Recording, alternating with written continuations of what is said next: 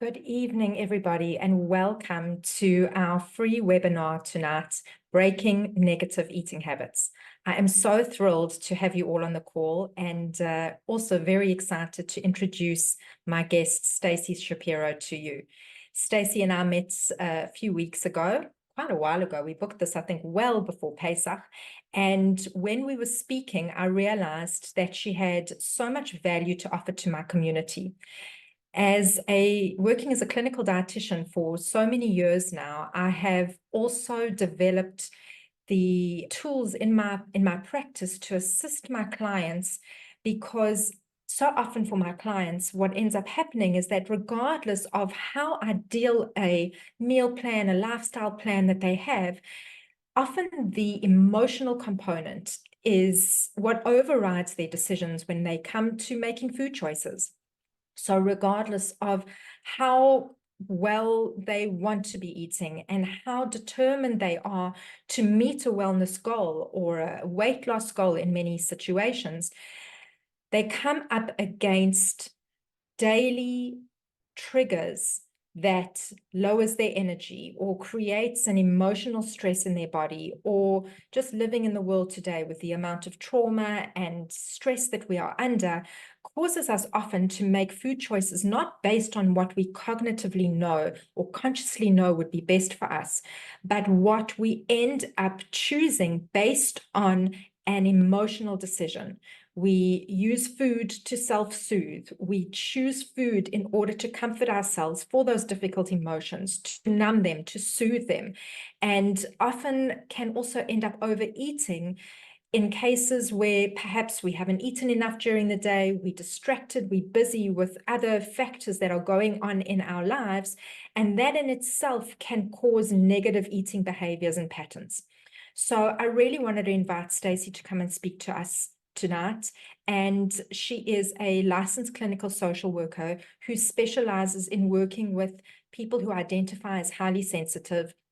She has extensive work and extensive experience in the field of trauma, both with individuals, with couples, with children, and she does a lot of work with comfort eating and overeating. And the exercises that she's going to share with us tonight and the valuable information, I really believe will help you to be able to learn how to self-soothe for yourself so that you are not looking to food to fill that purpose.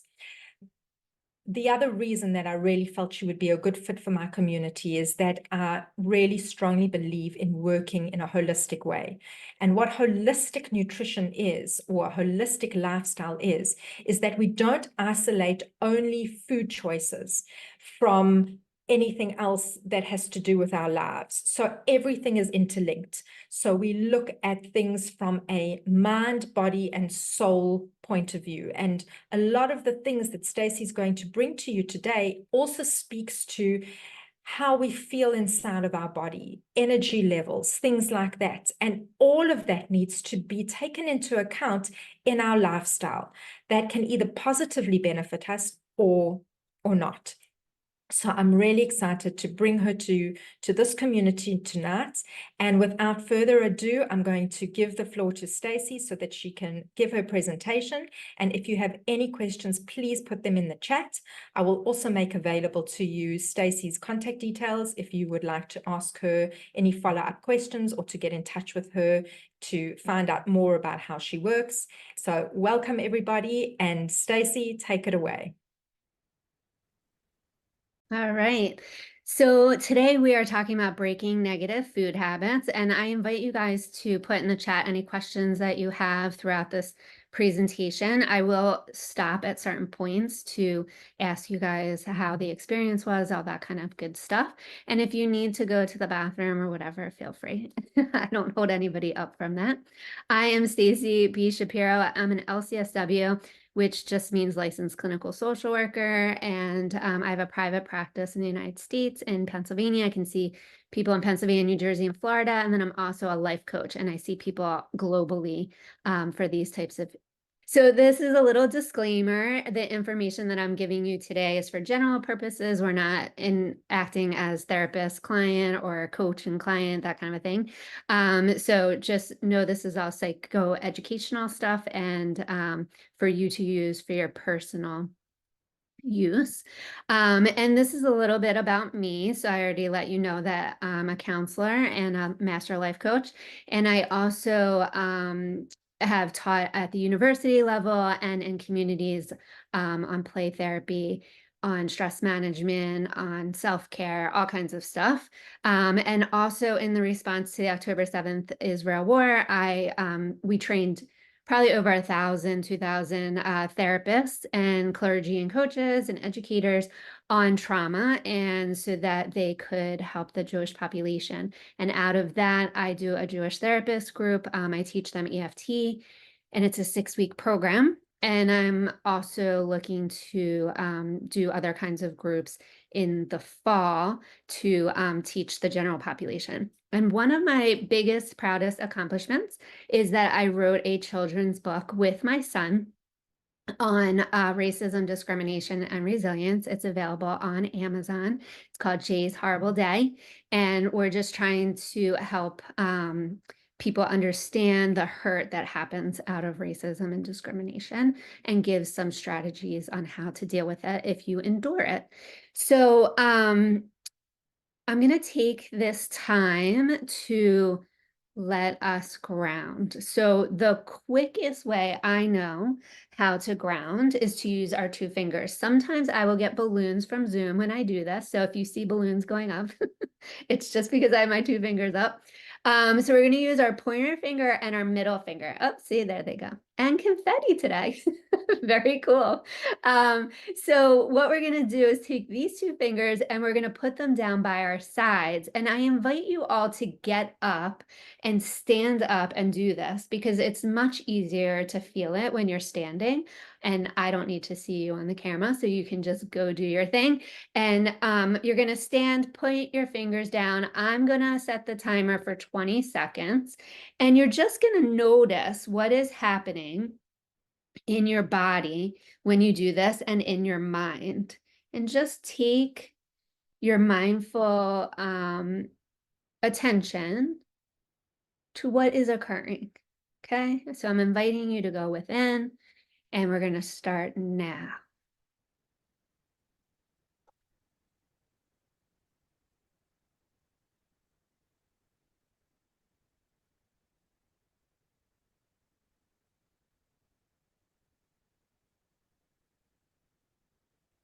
All right, and so then now you can come back to your seats.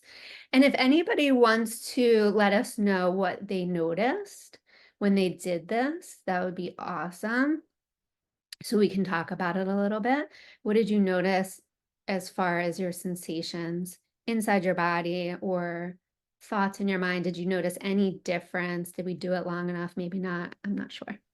So clue me in. Justine, did you have any experience when you pointed your fingers down? Yes, so I felt like so I'm used to doing like a lot of energy work. So for me, there was a lot of tingling and a lot of in the 2 fingers that were facing down, which was very interesting to me because I don't always feel it unless I pay attention to it. And like that kind of energy I haven't felt for a while. So there was that. I think my mind is just really busy because it's been one of those days, presenting the webinar. But yeah, probably I would have needed a little bit longer to have calmed that down. Okay, yes. So we might need like a whole minute to do this, but sometimes people are so anxious they can't do more than 20 seconds. So that's why I always start with 20, but you can practice this on your own and see if you can start to notice your energy moving down to the ground internally, because that's what this mudra is doing. It's basically bringing your energy from your head down into your body, down towards the earth. And when we're in this grounded space, we can make better decisions. So like Justine was talking about, her mind's all over the place and she's not feeling centered and grounded. But if she took a little more time doing this, then she could feel more grounded and centered and more soothed inside to move forward. So Malka also put it in the chat. She said that she heard her breath she heard her breath, and since she practices mindfulness meditation sometimes, she went right into paying attention into her breath mode. That's awesome. Yes, the breath can really bring us into mindfulness and into awareness of the present moment. And we're going to be doing a little exercise on that also. So thank you so much, Malka. You brought us. So Rick just asked if you can repeat again just what position the fingers need to be in. Yeah. So they're just pointing down to the ground by your side, and you're not touching, your arm is not touching your body. So your fingers are just dangling down by your side. Can I ask you a favor? I know we need to see your face, but can you stand up and show everyone what it looks like next to your body? That would be so helpful. Sorry, this is not normally part of the webinar to see your, So you're just pointing your fingers down like that. Okay, Did got you it. Thank you. did you get it? Cool. So they're just going straight down to the ground, and you're kind of acting like a tree, just standing there with your limbs down. Got All it. right. So the other thing that you can do for grounding is lay on the ground. It's very powerful to just lay there. And I love to lay on my driveway. I know I shouldn't tell people to lay on their driveway because somebody could come and, drive the car, but you're going to make sure that nobody's there and nobody's coming, and you just lay down on the earth. You can lay on the grass. I don't enjoy the grass as much because it's a little too tingly for me. Can you tell I'm highly sensitive? So on the driveway is much better for me. Plus all of that warmth in the summertime or when it's very warm outside, it just kind of comes in and soothes your body. And it doesn't take a long time, just like a couple of minutes. And I know we're all super busy, so I always am trying to give people strategies that are super quick. The other thing you can do is look around the room and use your five senses. So I have this little graphic for you so that you can understand how to do it. And if you guys all want, if you sign up for my email list, I can send you some of these graphics and information in a little worksheet so that you have it for later. But basically, it's super simple. You're just going to be looking around the room. So that's what the eye is. And you're going to be looking for five things. And so we could just take a minute and just look around the room. What do you see? Find five things. Just say them out loud or in your head. And then we're just going to look for four things you can touch and just touch them. Feel how they feel. Notice. Are they hard, soft? And then what do you hear? You hear my voice? Can you hear birds outside? Do you hear the computer fan? Whatever it is. And then your nose, what do you smell? Is there anything you can smell? Like I have some tea here. I'm like, smells like lavender, love it. And some people have their essential oils or other things that they can bring around them so they can smell. And then you taste. That's what the lips are for. And so you can just have a little sip of whatever you have. And notice how it soothes you going down through your throat. Is there any questions on that? Nope. Okay. So now, sorry, before you carry on, that kind of a grounding exercise, how often is it recommended to do that? Whether it's pointing your fingers down or laying on the ground or doing the five senses, what would you recommend? so I recommend practicing at least once or twice a day when you don't need it, so that when you do need it, it's super easy to use. So whichever way you like to do it, like the five senses doesn't always work for me in the moment. So I would rather point my fingers down or get down on the ground, but everybody's different. So you're just going to practice and see which one helps you feel further into your body and relax it. Can I ask a question? Sorry, I know you're moving on, but just the benefit of grounding. Why should we be grounding? Because I think that's something that's, sometimes we don't always realize, like, what is the value of getting into your body and noticing? Yeah, so the value is we make better decisions when we're coming from a grounded place, and we're also more confident. So if you can live your life from this place of groundedness, you're not feeling like you're floating around. You're feeling like you're making sound decisions.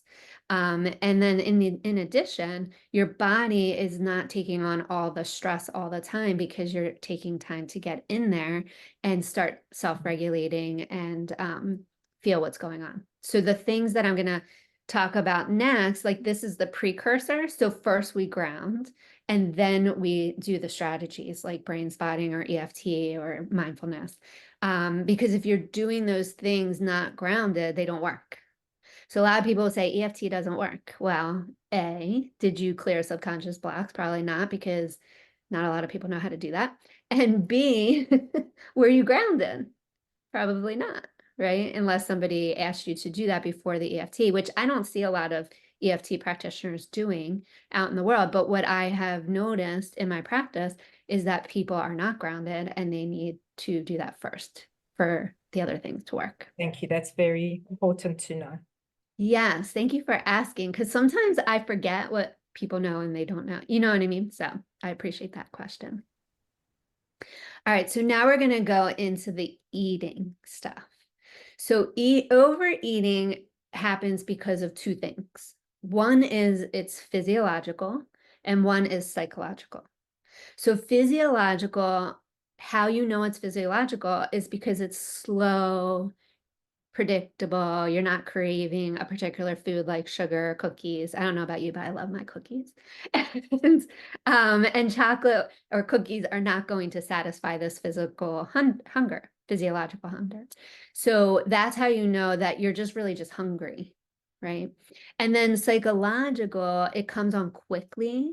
It's even after you just ate something. So you're really not hungry. You just really are craving something, and you're craving that high sugary food and high fat or high fat. I'm more of a sugary craver. So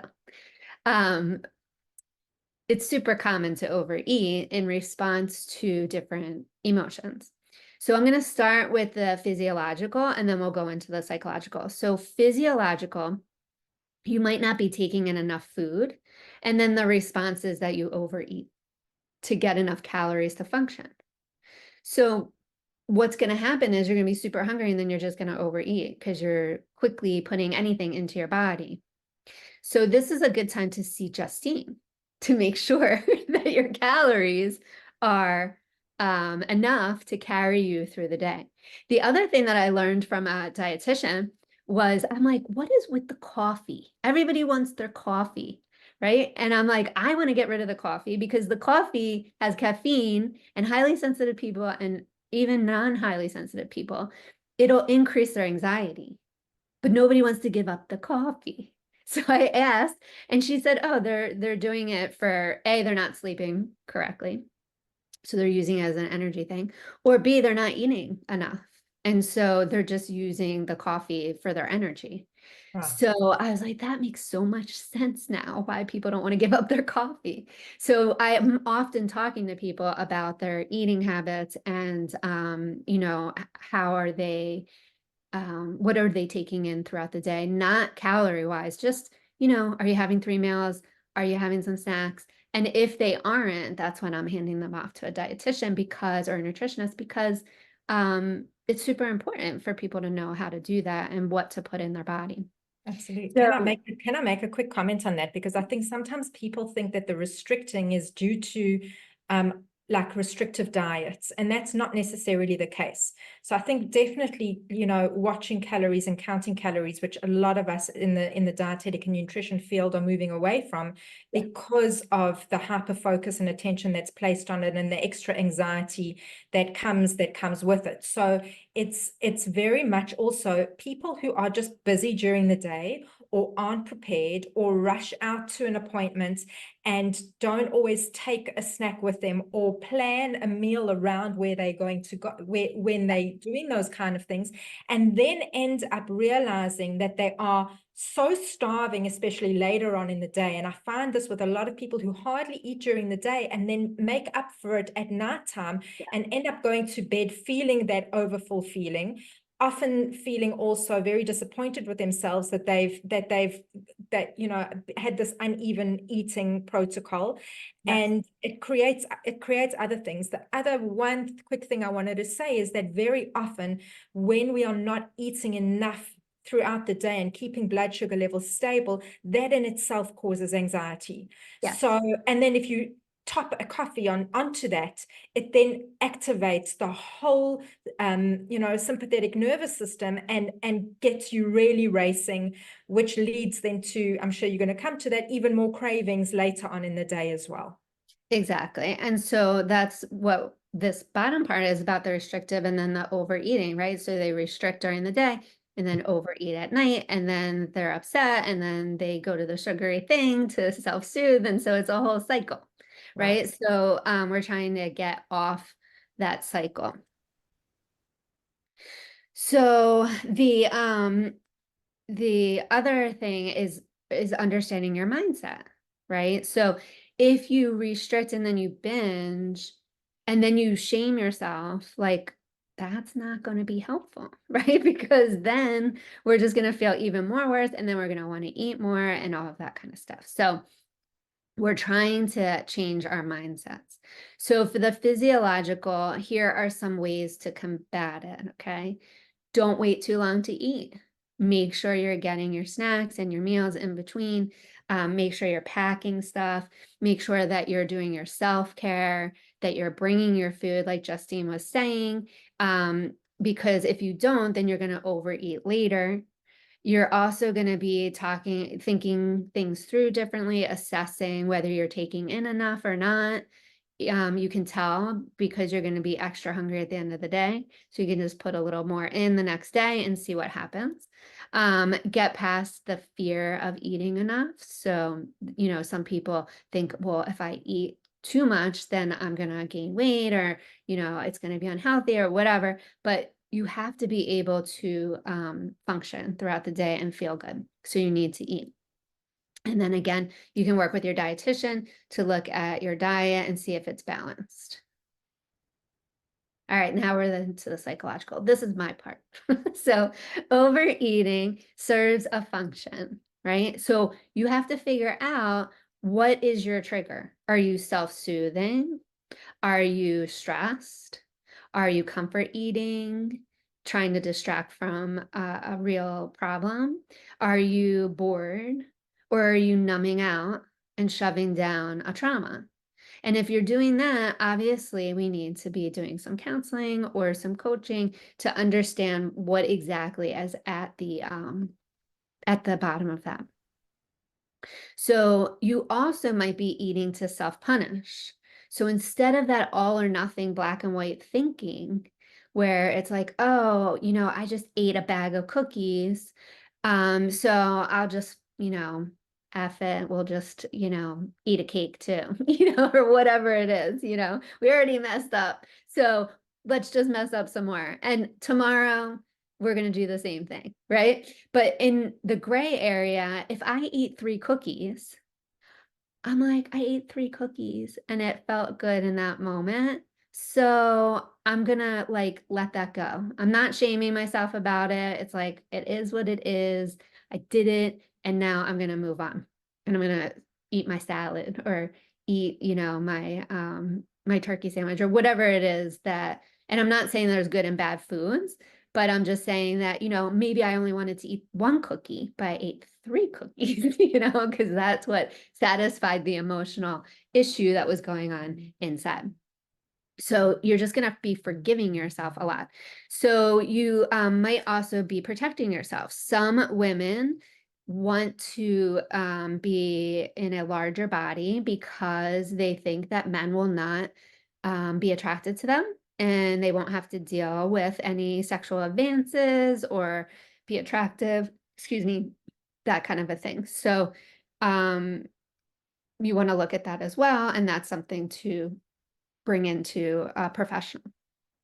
So here are some of the things you can do to combat psychological. If it's self-soothing that is the trigger, then you could do brain spotting with some bilateral music. And bilateral music is found on YouTube, and you just literally type in bilateral music, and you can do bilateral music with EMDR. They have a ton of sounds. You have to put them into earbuds because it's going on one side and then the other side, and it's getting one side of the brain to talk to the other side of the brain, which then helps your vagus nerve and your nervous system chill out. So you could do that instead of going to the pantry and getting the food. Stress eating, you might, yeah, I Justine. wanted to ask, yes, with that bilateral music, Mhm. the earphones that go over the ears, is that Yeah. not as effective? It has No, to that's be, fine. that's also fine. Okay. Yeah, that's fine. Okay. It All just right. has to be one and then the other. And there's also new ones, I forget what they're called, but they go on your jaw. And because some people don't like music in Yes. their ears. In the ears. And I think it's also like sometimes when there's that vibration as well, Yeah, like I know, especially for kids on the spectrum or for even more highly sensitive people who can't have that, yeah, there's different that they go on the back of the bone of the ear. I think there's yeah, also headphones that do that. yes. Somebody asked a question about what brain spotting is. Are you going to still come to that and explain that? Okay, so we'll wait for that. Great, thank you. So stress eating, you can exercise, go out for a walk. It doesn't have to be a long walk. Like a lot of people think that they have to exercise for, 20 minutes to an hour. If you could just get out for 5 to 10 minutes in the nature, it would probably be very good for your stress level. Comfort eating, you can call a friend, do some coaching, that kind of a thing. Boredom, pick up a hobby. Start doing something that you used to do when you were little. A lot of us have given up our play, and that makes for a not joyful life, right? So I see somebody on the call, Simone, I guess, she's doing something with her, beads, and I'm like, that's so cool, right? So she has her hobby going on right now. So she can pick that up instead of being bored. Numb or That's her shut down. job. That's her job. So she has to find something else for the boredom. Oh, that's her job? I know she Oh, used to paint. no. I know she used to paint. So that's what I always encourage her to go back to, Okay. her art. So do your art instead. Mm. So numb or shoving down the trauma and pushing it away, we need to get some counseling and be with a trauma specialist, because not all counselors are trauma trained. And so they'll want to talk your life away. And it's like, that's not going to work because it's stuck on the right side of the brain. And hopefully therapists are starting to understand this. A lot of coaches understand that things cannot be talked away. So that's kind of cool that it's starting to shift. The diet culture, you're supposed to be in a thin body when genetically your body can't do that. So like that's not realistic, right? So we got to change our mindset.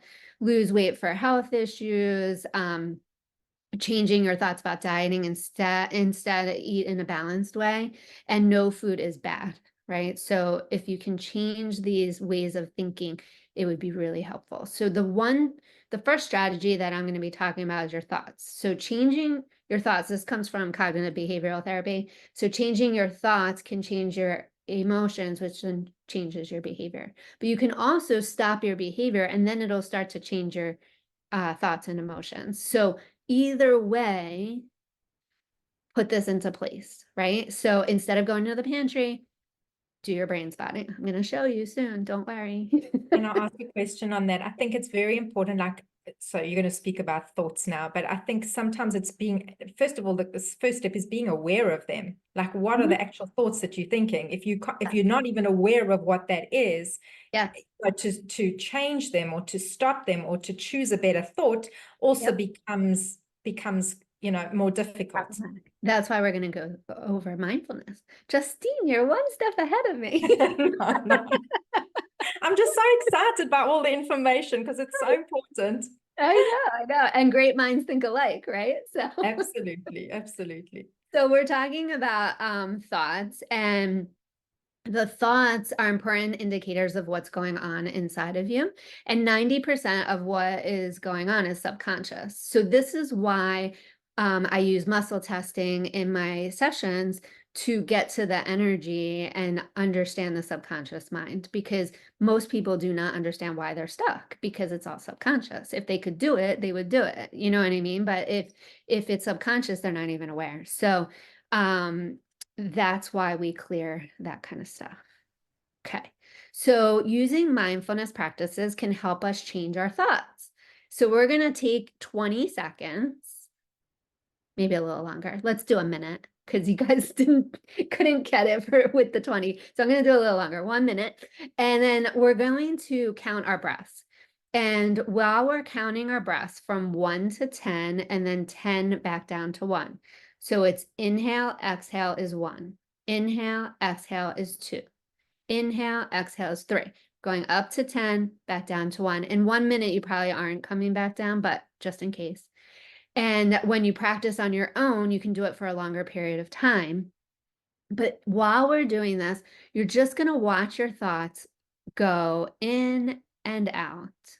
And as your thoughts are coming in, you're going back to your breath. So if you get caught up in your thoughts, it's okay. We all have monkey minds. This happens. But what your goal is to come back to the breath and let those thoughts go. Because the point is that if we can be mindful in the moment, then we can make better decisions and we're more aware of what's going on, right? So all the things Justine had pointed out.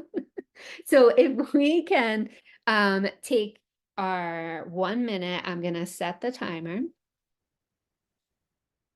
And you're just going to close your eyes if you feel comfortable. If not, you're going to gaze in front of you and have 50% of your attention in your body and 50% on whatever you are watching or looking at. So we're going to start that 1 minute now. And I'm going to do it with you. And we're just going to count our breaths.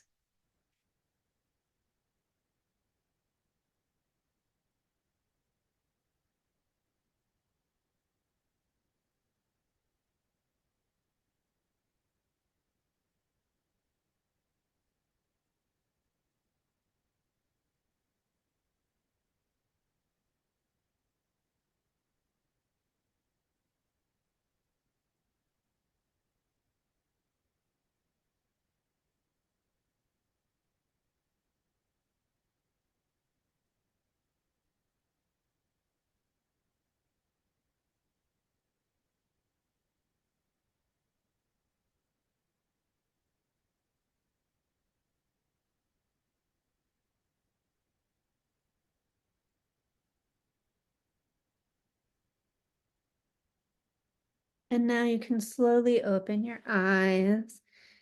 And if anyone could let us know what you noticed while you were counting, and I can feel the energy of everyone just kind of grounded and came more inward. Anybody want to share what they noticed? You can type in the chat if you need to. I'll share. Yeah. I'll be the guinea pig. Okay, you So did it's again. interesting. I've been feeling a lot of tension behind my forehead, and of course, I was thinking about the fact that I didn't press record right from the beginning.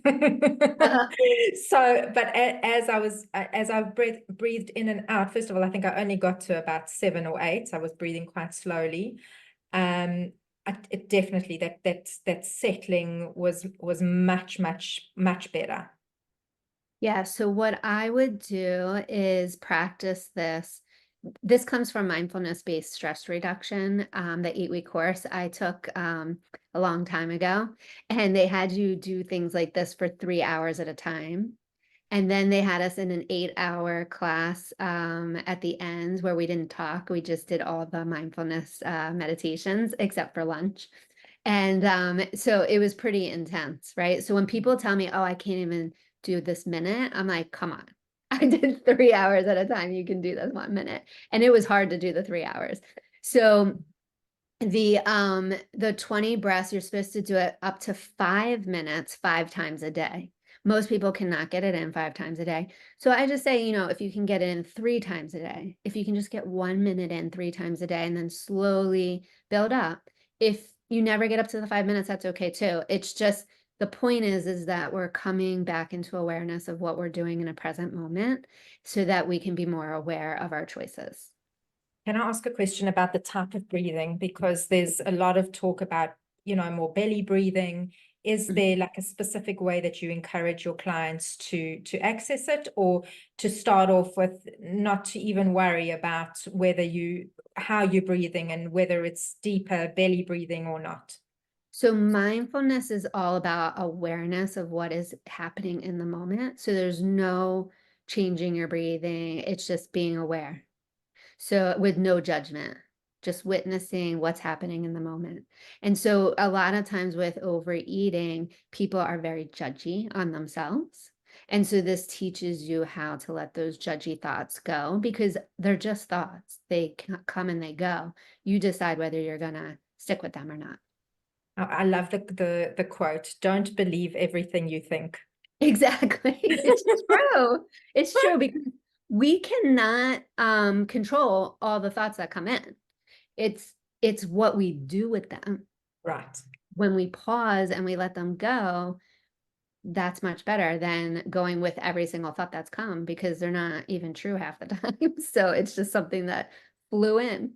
Um, So yeah, so if you can, when you get a sensational urge to eat in response to a trigger, instead of eating, stop and pause, check in with your thoughts. Why are you eating this? Is it because of self-soothing, comforting, stress, whatever?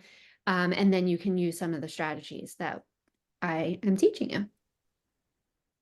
So self-soothing is the next thing. Many times we eat to self-soothe, so that, I don't know about you guys, but sometimes in my core, I have a lot of tension, and eating something helps it go away, right? But there's other ways to do it. You don't have to use food. So we're going to try the brain spotting. And I forgot to tell you guys to bring your headphones. So I apologize, but you can do that on your own time with EMDR, and get the bilateral music, because this works with or without the bilateral music. Some people don't like the music, some people do. I like to listen to the music. Sometimes I listen to it for 15-20 minutes before bed, throughout the day, just to chill out my nervous system. So what I'm going to walk you through is brain spotting. It's a very easy, simple exercise. This is not what we do typically in treatment. I'm taking you further into it, but this is just so that you can start to understand why brain spotting works. So basically, the premise is that where you look is going to affect how you feel inside. So we are going to bring up something that you find soothing. So is it the beach? Is it the mountains? Is it your bed, your pet, whatever it is? And you're just going to look straight and tell yourself from 0 to 10, how soothed does your body feel? So I'm going to invite you to do that. Just look straight, think about your safe space, and then pick a number. And then I'm going to invite you to look off to the side. You can pick whichever side you want. And you're just bringing your eyes over enough that they're not strained, but they're going in a different direction. And notice how your body feels over there. And did it go up or down, the number? And some people are not in touch with their body enough to notice. So it takes practice. So don't get upset with yourself if you don't notice any difference. Can I clarify something while we're doing this? When you say choose a number, do you mean like out of 10, what's not, like how stressed are you feeling in your body? Yeah, so the 10 is very relaxed Okay. in that position, and the 1 is not relaxed at all. Okay, so Not when you think of that safe space, or for me, I think of my wonderful fluffy cat who loves to cuddle with me. Yeah. And the number that I think when I think of her or being in that space with her, Yes. and then when I turn my eyes to the side, Yeah. is it that I'm expecting the number to improve, or It might go either way, okay, and it might not change at all, okay, but you're just noticing what's happening okay. inside your body when you move to that side. And then we're going to go to the other side and notice. So is that like sensations in your body, if you're feeling any emotions in your body, any pressure, that kind of thing? Yes. So is your body feeling more relaxed or more tense on the other side or straight? Which one is feeling most soothed to you? So the aim is to find the space that you feel the most soothed in. Yes. Okay. Yeah. So we're just trying to move our eyes around so that we can see which one works best for us, because everybody's going to be different.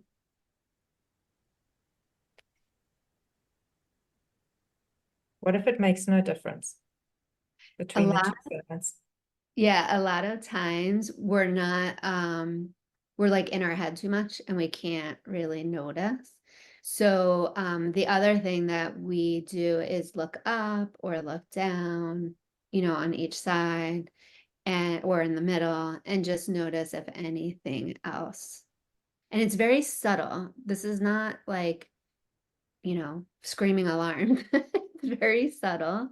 So you do have to watch and notice what's happening in your body. Do you feel like sensations of like tingling that feel soothing? Do you feel the tension more? Like what's happening inside?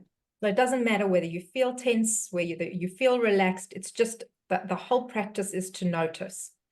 Yeah, so it's to notice, and then the one that feels the most relaxed and soothed is the spot you're gonna look at, and that's gonna be your safe spot. Okay. So if you look over to the right and it feels super relaxing, then when you practice going into your safe space, you're gonna be looking off to the right, and it's gonna help you get there quicker. Okay. And And the more how long do you do this for? What is the you time can frame? do it for like 1 minute at a time. Like it doesn't have to be long. You're just trying to retrain your body to relax and be soothed and then get you out of wanting to go eat something. Right. So each Is person's this gonna be different. eyes open? Stacey, is this with the eyes open? You can have your eyes open or closed doing it. Some people get distracted with their eyes open. So that could be another thing, Justine. Like if your eyes were open. So if you're looking at the different things and you're not really paying attention to you, then you want to close your eyes and try it. And Okay, because I've got a whiteboard with all little post-it notes, so maybe that's too distracting, and that's triggering and not soothing for me. exactly. And that side's Okay. gonna be all stressed. Okay, so I'll just keep my eyes closed, not be Yeah. seeing. Okay, got it. Got it. Definitely. Thank you, Miriam, for asking that question. Okay, so if you guys want to share, you can share if you noticed any differences on the different sides. And you just want to practice, practice, practice. Everything that we go over, we need to practice. So I encourage everybody to take breaks for their self-care because the more that we are taking breaks and not just running around doing all these stressful things, then we're going to stay with ourselves and we're going to be able to make better decisions and our body's not going to be so tense and stressed out. So we definitely need to be able to rest and recharge so that we avoid burnout and we make better decisions and we just have a better, healthy work-life balance. So setting goals is another thing that is super helpful to help you stay motivated and focused. If you don't meet your goals, guess what? It's okay. And you're just going to let that go. You can come up with new goals. Just be kind to yourself. That is the point. So if you're stuck, you can try EFT. So this is where the EFT comes in. And we're going to combine classical EFT with some positive EFT because we don't have a lot of time. So I don't have a lot of time to get this out of you and then put in what we want. So we're just going to combine them. So the emotional freedom technique is a great way to lower cortisol. The research shows 40% it's lowering your cortisol. That's a huge amount, and this is the only thing I know that really does that. So I highly recommend you doing it. Some people do not like the tapping, so we're going to be tapping, holding, or rubbing. Okay. So I'm highly sensitive. I do not like the tapping. It does nothing for me. the rubbing helps. But some people don't even like the rubbing, they just want to hold it. And the other thing is that after I've practiced this so much, if I wanted to, I could do it in a meeting without even touching the points. I can just imagine it because I'm that in touch with my energy. So that's something you might want to strive for. The other thing is that we go through all these points, but you don't have to go through all the points. So say you're in the middle of a meeting and you're feeling stressed out, and you can just rub the side of your hand. You can do that under the table. Nobody has to know what you're doing. You can rub your fingertips also. You don't have to do all of them. You can just do one, and it can be super soothing. You can tap them, you can hold them, whatever works for you. When I'm doing the EFT, I'm just doing the top. I don't do all of the fingers. I don't do the 9 gamut because my people that I work with do not have patience. So we just do this and it works. So if it works, it works. Why do we need to do all this extra stuff, right? So we do the top of the head, we do the third eye, we do the eyebrow point, we do the corner of the eye, under the nose, under the mouth, under the collarbone, the chest, and then under the armpit. There's all kinds of stuff I could teach you about this, but because we have such limited time, I just want to move through. So on the side of the hands, what we do is we tap out the thing that we want to get rid of. So even though I continue to overeat and it's an old pattern, I choose to let it go. And I also encourage people to find out, where do you feel it in your body when you think about this overeating? And whatever it is that you're going to be tapping out. And then we also rate it 0 to 10. So if you're feeling this, pattern is very intense, then it's a 10. If it's not, it's a 0. Okay, so we're trying to tap down to a 0. It often takes 3 rounds to do it. Sometimes people's energy is off and we have to fix their energy they might be reversed. It might be not grounded. You might have too much electronics around you. Like there's a lot of things that can interfere with it, but we do our best. Okay, so you can substitute any phrase, like if people on the Oh, yeah. call are not overeaters, if they find that they comfort eat sometimes, or they're emotional eaters, or maybe it's just out of interest and there's something else that they're doing, they can Absolutely. replace that even though with any relevant statement. Yes, so you replace it with the negative and then a positive. So Okay. even though I feel, I believe, whatever it is, and then I choose to let it go, or I am safe, or I love myself, or whatever you want to put on the other side. Doesn't really matter. There are some energy psychology practices that don't even use words. So people get hung up on the words, but you don't even need the words. But And I'm sorry, is it important to say it out loud, or you can even say it in your head if you need to? you can say it in your head if you want to. Okay. Okay. Excuse me. So we're just going to run through real quick. So even though I continue to overeat and it's an old pattern, I choose to let it go. Decide. So it's in my chest and I'm at a 8. Okay. Then we shorten it at the top and you can just say this 8. Okay. And then we're going to put in some positives. I comfort myself with food and I accept myself. Sorry. I am opening up to the possibility of shifting this.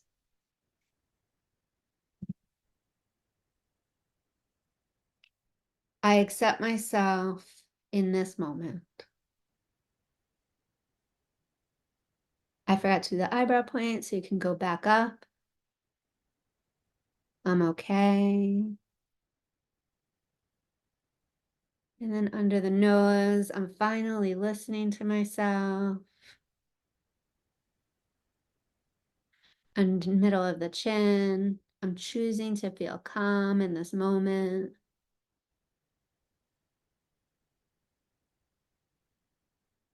Under the collarbones, I can let this go now. this urge. Middle of the chest. I am accepting myself. Under the armpit, which is the last one. I am going to self-soothe instead of overeat. And then you check in with yourself, 0 to 10. What number are you? Usually it goes down 2 points. And then we do it again until we get down to a 0. So this is something you can do with any of your emotions or your belief or behaviors. Can you share that script with us? Will you email, if you can send it Oh to yeah, me? I can give you. Send it out on email. That'll be great. Yes, so I was gonna put together a little thing for people. Okay. So Thank you. did you That'll put be my great. subscribe box in the chat? So I did that right at the beginning. There is a link. So I'll put it in. I'll put it in again. Yeah, because people come in later, they won't be able to see the beginning. Okay, Unfortunately. and I'll also send it on the email that I send out with the recording tomorrow. So it'll be there as well. Awesome. Okay, so I've just reposted the link there so that if you want to be directly in contact with Stacey, you can. Yeah. So the EFT you can practice at home. You can watch YouTube videos. People are on there doing it. You can go to Tapping Solutions. If you want to, you can reach out to me. This is my my website, Stacey Shapiro at forfindingpeace.com. And that's my email. I apologize. My website is stacybshapiro.com. And my phone number, yesterday, Google was having some kind of issue. So if I don't call you back, it's because Google is not working. So you just need to email me and I will respond to you. So these were just some resources, tappingsolution.com. They have an app, they have a website, and then the book by David Grand. He's the founder of Brain Spotting, gives you a lot of information. And then you can also look into the 8-week mindfulness-based stress reduction if you wanted to learn more about that.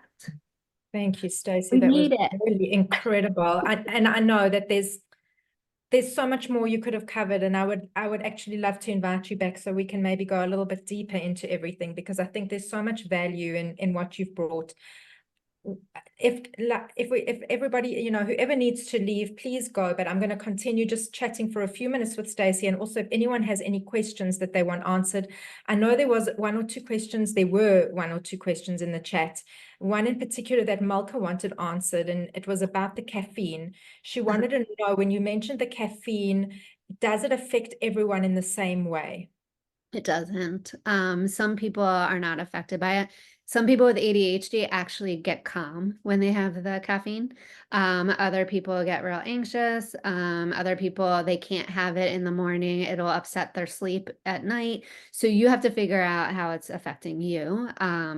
But so from a physiological point of view, and I know this from having done my own nutrigenomics test, is that from a genetic point of view, we are either fast or slow metabolizers of caffeine. So I know for me in particular, I'm a very slow metabolizer. I cannot have caffeine after a certain time of day, and I can't have more than 1 cup with caffeine because it does make me anxious. So if I'm ever going to have a second cup of coffee, it's only going to ever be decaf, because otherwise it definitely has that impact.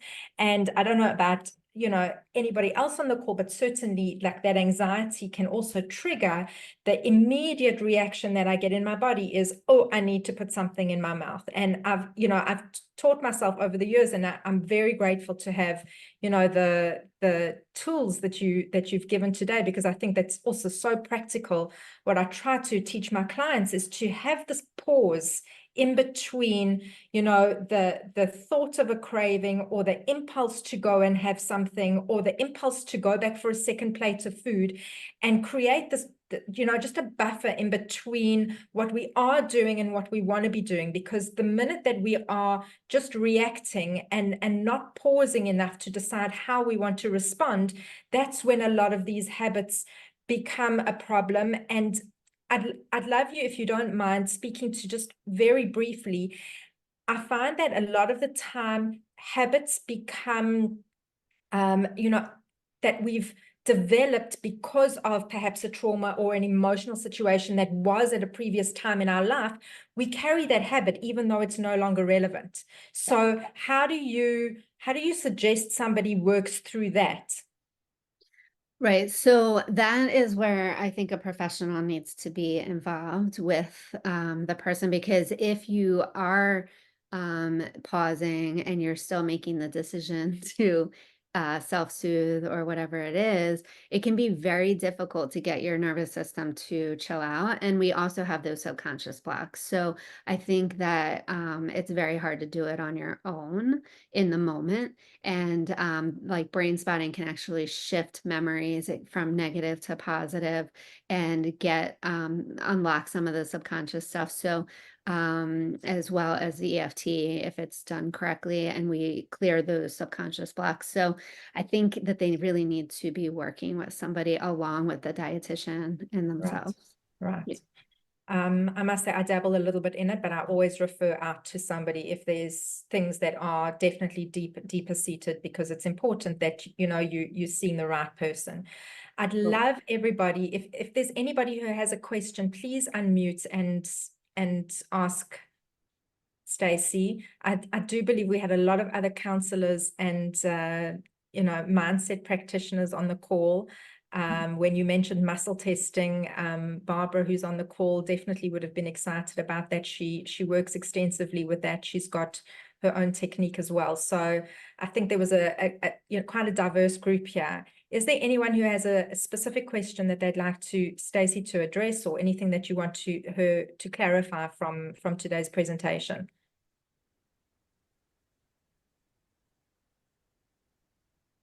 Okay, you covered everything really well. I think there's a lot to absorb, and I definitely do feel, and I've seen some messages in the chat, wonderful messages saying thank you, and it was amazing, that everyone has felt just this lowering of, stress and any tension in the body. Maybe we're not at a zero quite yet, but certainly, this release from having come in maybe with a higher level of stress and holding that in our body. So thank you so much for sharing that. And as I said, I've put in the link if you want to sign up for Stacey's mailing list so that she can give you that information and other information that is in the chat. And I will also be sharing that on my follow-up email with the recording. So please be in touch with Stacey if anybody would like to learn more. I know some people are new to my world as well, of the work that I do. I will also put my email address in the chat if you want to ask any questions, any follow-up questions. And I'll also pop my website in there for you as well, so you can see a little bit more about the work that I do. Awesome. Thank you everybody for joining, and thank you Stacey again for first of all, for putting together the most incredible presentation, for taking out time from your very busy schedule. And I know somebody also asked if you could make the presentation, the slides available. Is that something that you would be happy to do? I can get some of the information off of it into a worksheet, and so people have that info. Yeah. That'll be fantastic. Thank you so much. Right, No everybody, problem. thank you for joining. Have a wonderful rest of the day for those of you on the East Coast and further west than we are in Israel. And please God, I'll host many more free webinars, and I hope to bring many other wonderful speakers to you all so that you can benefit. Awesome. Thank you so Thanks, much for having everyone. me again. Such a pleasure. Bye-bye. Good night, everyone. Bye.